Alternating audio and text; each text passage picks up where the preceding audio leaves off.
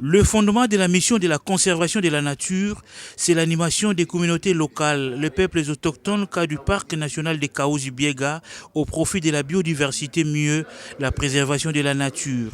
C'est le propos du directeur général ad intérim de l'Institut congolais pour la conservation de la nature, Olivier Mouchete, à l'issue d'un entretien ce jeudi avec Claude Nyamugabo, député national élu de Kabare dans les Sud Kivu. Les échanges entre les deux personnalités ont aussi tourné autour de la fameuse loi du financement du juillet 2020, faisant office d'un texte légal n'autorisant pas l'abattage des espèces. Occasion pour les patrons de l'ICCN d'attirer l'attention de l'opinion tant nationale qu'internationale. Si ce texte donne lieu à des révisions nécessaires, ces révisions auront lieu par les services compétents du ministère de l'Environnement. Mais en tout cas, je voudrais souligner qu'en aucun cas ce texte n'autorise l'abattage de nos espèces protégées.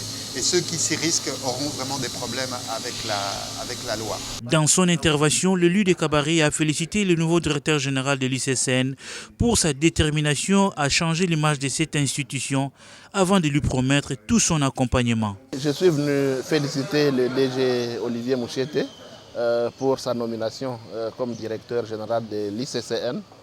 Et en tant que député national élu de la circonscription électorale de Kabare, j'en ai profité pour le rassurer de l'accompagnement de mes électeurs. Le parc de Kahuzi-Biega est bel et bien pour une partie dans ma circonscription. Et j'ai fait un travail de terrain avec mes électeurs afin qu'ils comprennent que la protection de ce parc est utile pour leur bien et pour la conservation de notre nature.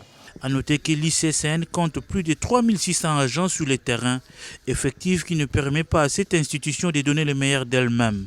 Un processus de recrutement des jeunes pourra donc se lancer dans les prochains jours, a annoncé le directeur général. D'où il est important d'avoir des relations étroites avec les députés, représentants directs du peuple.